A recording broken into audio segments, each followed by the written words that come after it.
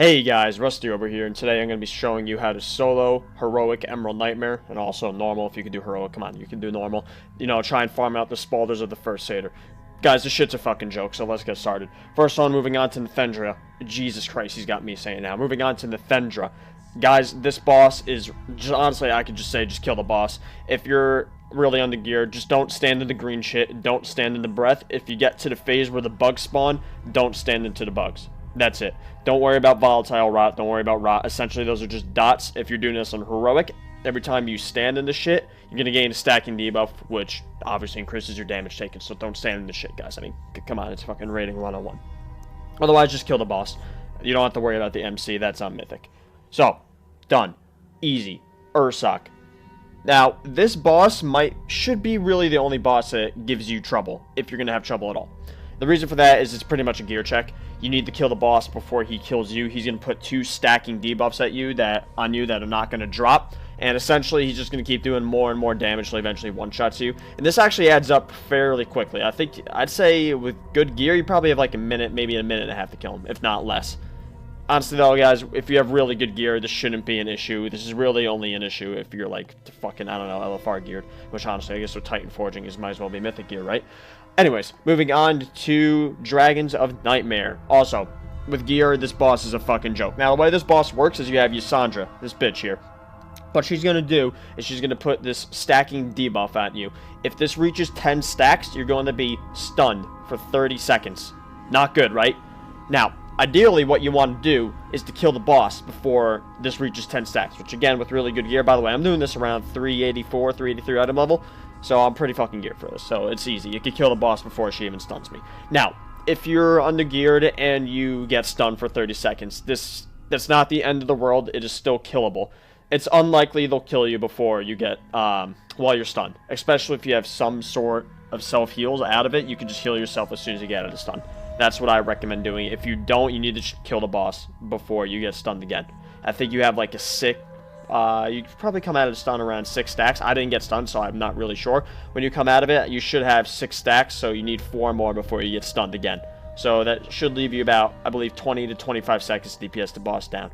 If you're still struggling with the boss, guys, I mean, come on, yeah, honestly, you could probably do this with heroic old gear. Just go fucking do some old gear. The only other real thing to note from this boss, other than basic mechanics, kill ads and shit, is the ads that Lethon spawns. He's going to spawn these soul fragments that spawn from you. They're going to slowly walk towards him. If they reach him, they're going to heal the boss. And obviously, if you're trying to kill the boss before you reach 10 stacks and he kills you, you don't want that to happen. So, guys, what are you going to do? You're going to kill the ads. That's it. That's all it really is. Anyways, moving on to the spider bitch, Elareth Renferal. Again, easy. Just kill the boss. That's it. There's really not much to worry about. Obviously, she's going to put this debuff on you that's going to spawn shit on the ground. Don't stand in it. Okay? Don't stand in the green. That's bad for you. That gives you AIDS. AIDS is bad. So therefore, you don't stand in the fucking green. Now, clearly, I've had problems with my guild standing in the green. My old guild. Anyways, he's also going to spawn ads that spawn green shit. Just kill the ads. Now, I was able to kill her before she transferred to the next platform. Whatever. If she does that, just cross the web bridges and go chase her down and kill her. Now, the only thing to note on those web platforms is going to be the tornadoes that spawn on them. Also, if you walk in the webs that spawn ads, just kill them. If you get hit by the tornadoes, she's going to knock you up in the air, and you're probably going to fall off the bridge. Now, you can completely avoid this because once she flies away, she's going to spawn these feathers on the ground that you can pick up, you could use that extra action button and just fly across the bridge. Now, again, I was just able to kill her before she flew away, but guys, if she flies away, just fucking cross the bridge. It's not that hard. I mean, come on, if you can't do that, then what the fuck? Anyways, moving on to fucking Il'gynoth here, this motherfucking boss. I love this boss. Unpopular opinion, by the way. Il'gynoth. So, the way this boss works is that you have a giant eyeball and you have the heart in the middle. So, the eyeball is pretty much immune to all damage, 99% reduced damage. So, it's also going to spawn ads in phase 1. Every time you kill these ads, there's going to be these blood globules that spawn. What you're going to want to do is drag those blood globules. I can't fucking say that word. I'm just going to say bloods. Ichors. Ichors. You're going to take the Ichors. You're going to bring them to the eye, and you're going to kill them. It's going to spawn this red circle. They're going to blow up, and they're going to damage the eye. I forgot how many Ichors are needed to completely get rid of the eye. Just keep killing them until the eye despawns. Save all your cooldowns for when you go inside. As soon as you're inside blow all your cooldowns, annihilate the heart. You shouldn't have to go back outside. Again, if you are struggling this, you're not able to kill the heart in time, just make sure you're back outside into the main area before the heart finishes a cast. Otherwise, you're just going to get insta-killed. And if you have to do that, you just have to do that phase again. It's not that big of a deal. This boss is really fucking easy. So again, recap, kill the Ichors under the eye goes away, kill the heart, you're done. Simple. There's really nothing else to know. Alright, moving on to Cenarius here. Now, again, Cenarius is a fucking joke, pretty much. There is one thing to note here that can kill you, which is going to be his Aura of Thorns.